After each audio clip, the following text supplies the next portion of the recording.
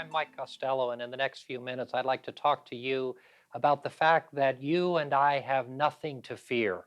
In our lives, so often, we are filled with fear. Of course, there are reasonable times when things happen, when normal fears come into our lives. But it's amazing how many people operate from the standpoint of being fearful almost all of the time. Fear has a way of creeping into our consciousness and our awareness and becoming a part of our fiber, a part of our very being. And when fear becomes an everyday part of our lives, it begins to cripple us. It begins to take from us the ability that we have to cope with the problems of life. Perhaps you have fears about the loss of your job, fears about economic circumstances and situations, fears about the world, fears about violence, fears about the environment.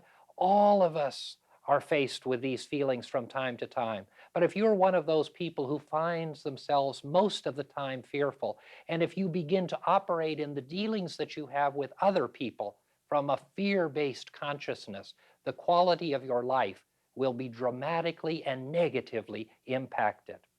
Fear is a paralyzing aspect. One definition that has been given to fear is just taking those four letters, F-E-A-R, and saying false evidence appearing real. In many cases, our fears are the fear of something that has not yet happened, but something that we believe may happen. In metaphysical philosophy, in this program, and in our religious belief of New Thought Christian faith, we understand and realize that thoughts make things. The way that we think creates the environment in which we exist. And we say so often that we live in our minds and not in the world. What that means is that as you and I think, as we human beings think, the dynamic of the way that we think about life colors the real aspects and reality of our life. And so it's in our mind that we live. Even though circumstances and situations take place in our lives, in your life and my life and everyone's life, it is the way that our mind responds to it that determines the impact that it has upon us. And so our goal is to be positive, affirmative people. Our goal is to be conscious and aware of the dynamic of how our thoughts and mind act and react to the world. One of the terms that we use often is consciousness. Consciousness has to do with the way in which our minds function and the level at which our mind operates and brings perceptions to us. But if we live from the standpoint of fear, and if our mind and consciousness are filled with fear, we many times will create an environment that will manifest those things that we fear most in our lives. And because of that, we understand that the creative process of mind is always acting and reacting. Therefore, if we operate from a fear mind base, from a fear mind state, if the dynamic of our mind action is based upon fear, then it is fear that we will create in our lives, and the outpicturing or the outgrowth of that fear will become a reality for us. We're going to talk a little bit in a few moments about outpicturing and the concept and idea of it. Anyone who operates from the standpoint of fear and who has fear in their heart and mind most of the time sees people and life for the most part as enemies. And we can all imagine and simply think about what would happen to us if we view everyone as our enemies. If you're one of those people who operate from a consciousness of fear, if your mind operates and you're fearful most of the time, you are viewing people, you are viewing the world, you are viewing your environment, you are viewing those around you as enemies, whether you realize it or not, because your fear of them is separating them from you. Your fear of the circumstance and situation is separating you from that reality. If you fear the world and the environment in which we live, then you are separating yourself from that world.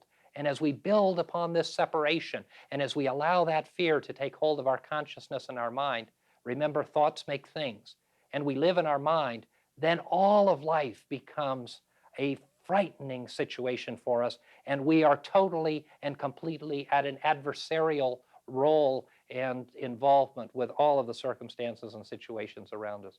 Transforming fear into assurance, releasing the fear of our life and releasing our fearful states of consciousness and mind require us to have a transformation of our thinking. And as we transform the dynamic of how we think, we can transform the dynamic of how our life acts and reacts. We can change the quality of our life. One of the easiest things that we can learn to do is to monitor, be aware, and to direct our thought processes and allow our mind to support us, to uplift us, to guide us, to direct us, and to bring us to a state of mind and life that will empower and strengthen us. Not that that will eliminate the difficulties of life. That's not at all what we're talking about doing. What we are doing is talking about changing our way of thinking so that we are able to cope effectively with the difficulties of life. And one of the magnificent ways that we in metaphysical and New Thought Christian faith deal with that is to connect our mind, our human mind, with the mind of God. And when we do that, we're able to release the fears that we have. We're empowered to be guided and directed.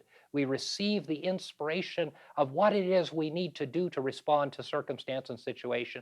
And at that point, it doesn't matter what happens in our lives. It doesn't matter what happens in the external affairs, because inside we are at one with ourselves, with life and those around us, and with the presence and the power of God. How do you transform your thinking? We begin in transforming our thinking from a fearful state of consciousness to a peaceful state of consciousness by viewing people and the world as good. For some of us, that's a brand new concept. For some of us, we can't even conceive seeing other people, those around us and this world as good. But it is good. They are good. And if we see in others the good, we begin to create that consciousness of good, that positive and affirmative consciousness and thought process within ourselves, and we begin to share that dynamic and outpicture it and send it forth. There's nothing to fear in life when we are centered in the presence and the power of God. There's nothing to fear in life when we have the ability to draw upon our intellectual resources and our consciousness to be guided and directed in ways that we should go. And that's, again, not to say that there won't be difficulties, and that is not to say that we will not have times of sadness and depression and challenge. It is to say that as we release that fear consciousness, as we transform our way of thinking, we can open ourselves to a different life and to a different quality of life through the transformation of our thinking and our process. And we begin that process by changing our view of the world and changing our view of the people around us and seeing them as good. There's a saying that goes, look for the good and praise it. The fearful consciousness, the fear-filled consciousness doesn't look for the good, and it never praises it. It looks always for the negative. It operates always on the offensive. It's always prepared to fight and defend itself. And out of that consciousness, there is weariness, there is tiredness, there is a defeated aspect of life, and there is the view of enemies all around us. By transforming the way that we think, we begin that process through a process of seeing the good in others and reflecting the good from ourselves to those people. And we begin that through the process of mind, not through the dynamic of action. In our lives, so often we believe that we need to act and demonstrate that which we want to express. But in fact, before we do that, and fundamental to the teaching that we bring is we need to change our consciousness and our way of thinking. Then we share. Then we move forward. So everything begins within us. It begins in our mind. It begins in our heart. It begins in our quiet times. It begins in our meditation. It begins in our prayer. It begins in our thought. It begins inside us. And so what we need to do is to begin to operate with a mental process of blessing others and receiving blessing from them, of seeing good in others and receiving good from them. And as we create that dynamic of outflow and inflow, as we allow that dynamic of mind to flow forth from us into others around us and come back, then positive and affirmative things will begin to happen. A number of years ago, there was a lady who came to us for counseling, and she had gone through a horrible divorce. It was a terrible experience. She was horribly bitter about the divorce and really despised and hated her ex-husband, couldn't stand him, couldn't tolerate him, but they needed to see each other because they had to deal with their children, and they had to share custody of the children. And so when she came, she was just so filled with anger and hate and fear of a variety of things, all of which related to him. He was the enemy. He was the enemy that had been the enemy for so many years, and she poured so much of her consciousness into his being the enemy. And one of the things we began to talk to her about was changing the way that she saw him, the way that she thought about him, and the way that he thought about her, because her belief was that he hated and feared her as much as she hated and feared him. And so we began the process of working with her with affirmations about blessing, sending forth blessing and good, and asking that good and blessing come back. Beginning with yourself, centering in that blessing and good, and sending it out. And so we began with a simple affirmation and working with her of saying, we invited her before she met him or before she would encounter him each time, and then ultimately to a daily exercise, and then to multiple times a day, where she was simply affirming the fact and saying in her own mind and heart, not to him verbally, not going into his presence, but going within herself and saying of him, I bless you, I see good in you, and I ask that you bless me and see good in me. The transformation didn't happen overnight. It wasn't a miraculous thing that changed. But what began to happen over the days and the weeks and the months as she came back for her counseling was her view of him changed. And she even told us that she believed that his view of her had changed. There was never any great peace and reconciliation, but there was a total transformation of this hate and fear and anger that existed. And it happened because she began to open herself to that reality of not making him an enemy, of not making him something to be feared. And she sent forth the reality of good and blessing, and she sought that it would come back. There are a few lessons that you can apply to your life if you're filled with fear.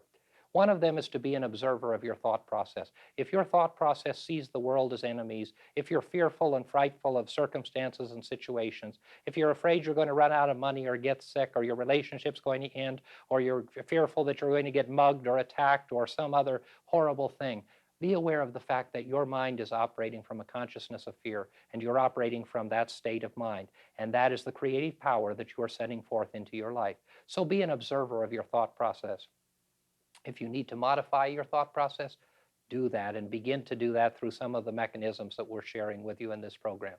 Breathe out fear and breathe in love and acceptance. That has to do not only with breathing into the physical, it has to do with the rhythm of your life. Allow your life, your heart and your mind to breathe in and breathe out a release of fear and the reality of seeing good and embracing good. And when you begin that process of breathing in and breathing out and letting go of that fear, it opens up space in your heart and your mind and your life for good to come in. See people as friends, even the most difficult people. See your enemies as potential people with whom you can reconcile your consciousness and your awareness. Perhaps you won't reconcile with them in the physical sense, in the tangible sense, but within you, begin to see all people as your friends and welcome them into your life. Silently bless and seek good from others. Let that blessing and that good thought process go out, and expect it and look for it to come back, and it will. And the last and most important is be open to the reality of transformation. Allow your life to be transformed. Allow your heart to be transformed. Allow your thinking to be transformed. Allow yourself to be different than you are today. Because if you're not what you want to be, if your life isn't where you want it to be, there is the reality of change, and that change begins with you and with your mind and with the dynamic of how it is you allow your thought processes to operate in your world. We believe in prayer, meditation as centering forces. We'd like to pause at this point in the program for a moment of reflection. Eternal and loving God, we give you thanks for the reality of great good in our lives. We open ourselves to release the fearful state of consciousness. We send forth blessings, and we ask that blessings of great good may flow from us and back to us. We ask and pray these things in the name of faith, in the name of hope, in the name of love. Amen. We would like to give you the opportunity to explore and discover in your own home the new thought teachings that this program is sharing with you by sending you a free copy of one of these booklets. Simply address your request to Confident Living at P.O. Box 7726, Long Beach, California, 90807. Whatever your dream, whatever your vision, you can reach it through confident living.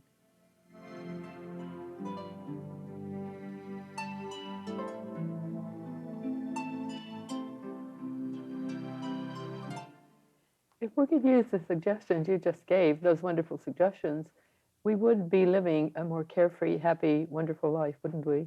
We would, and it's amazing to me how many people do live constantly in a fearful state of mind. And as we talk to people in our counseling and in just daily life, and I know you experience the same thing, you find, or we find, that so many people are fearful of everything. They're fearful of the world. They're fearful of violence. They're fearful of loss of finances. They're fearful. Many people are in relationships that are wonderful and healthy, and yet they're constantly in fear of losing that. Haven't you found Yes, that? yes, indeed. And it's a part of it, I think, is a chemical imbalance. Very often it's a chemical imbalance, so they need to have their bodies checked to make sure that they are living as healthfully as it's possible to live. And another, of course, is just the state of mind.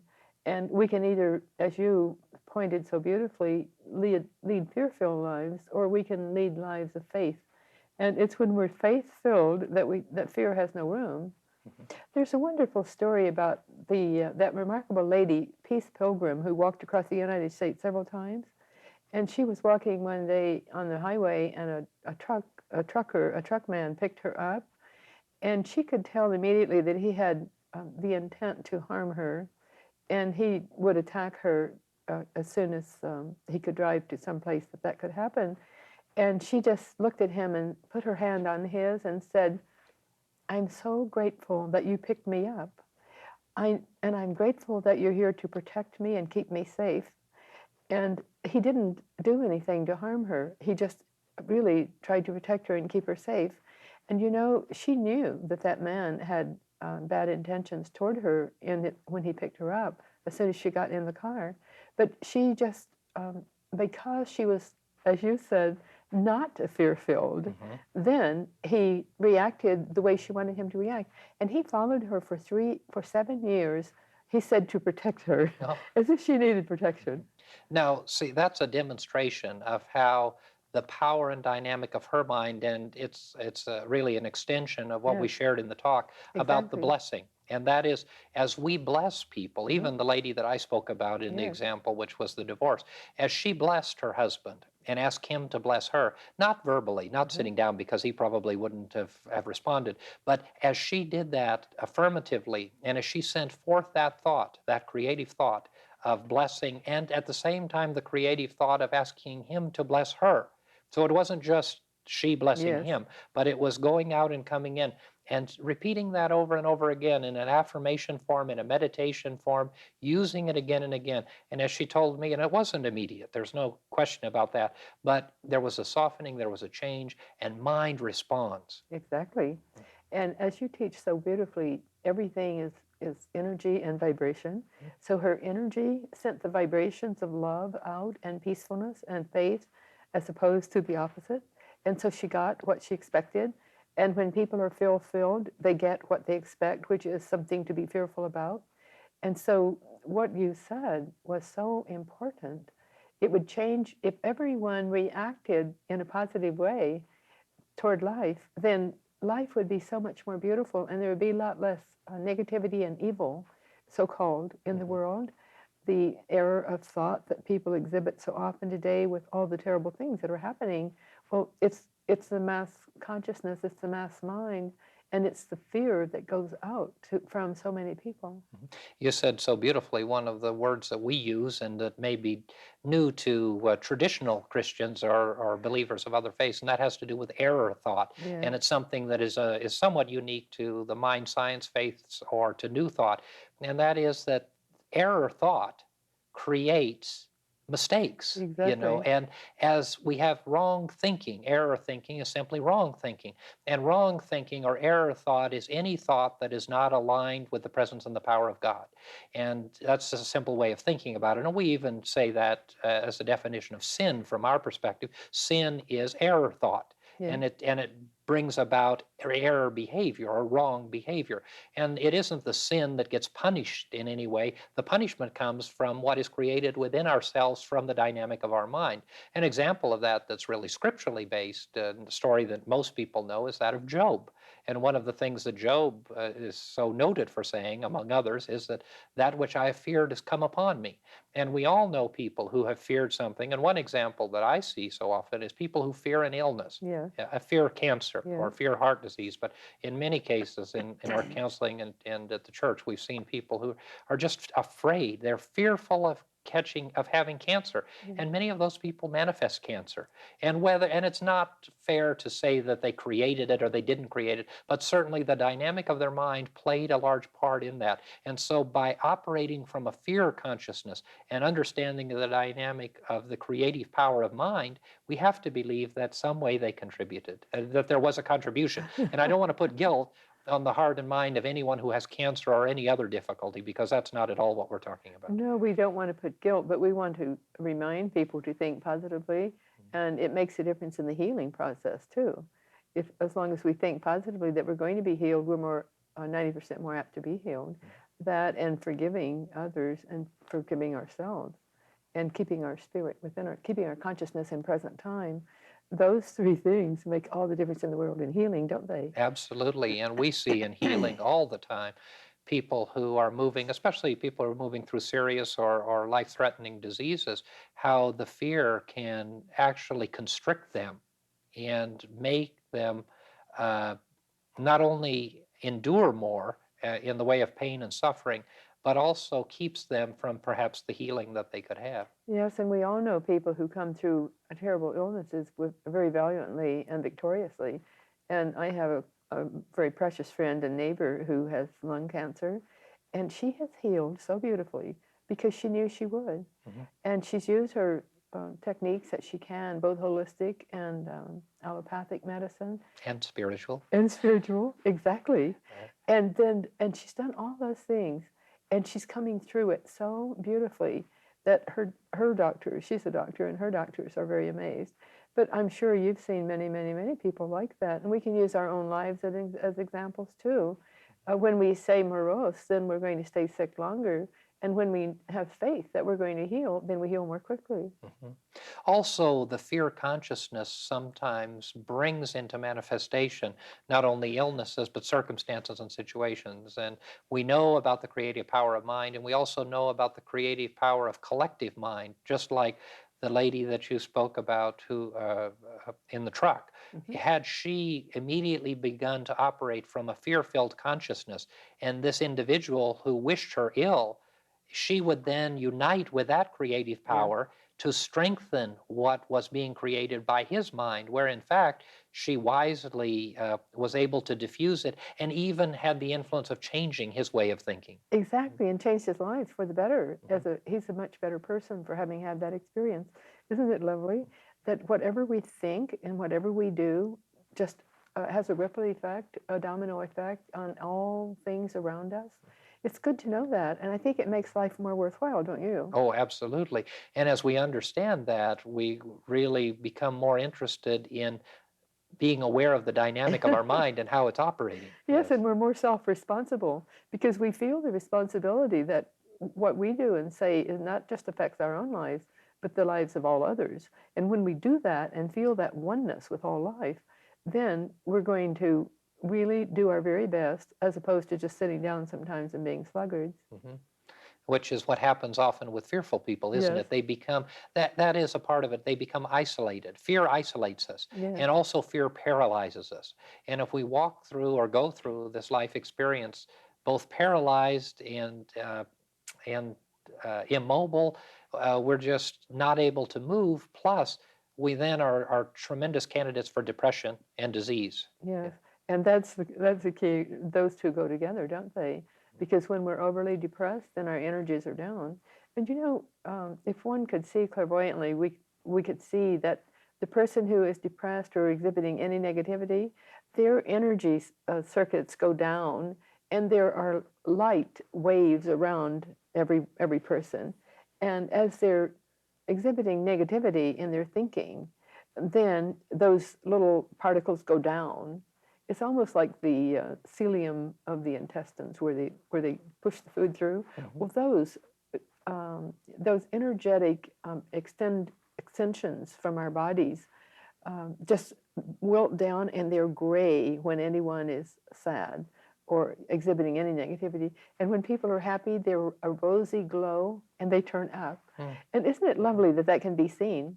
If everyone would just know that that can be seen and that is true, then again, we would be more impressed to keep our consciousness lifted, wouldn't we? We would, and I think you've been in church when I've given the lecture where we actually invite people to slump down and Yeah. feel sad and feel sorry, and then we have the opposite exercise, which is to sit straight and to breathe deeply and look up, and that whole feeling. Even though people could say, oh, that's just in your mind and you're just playing a game.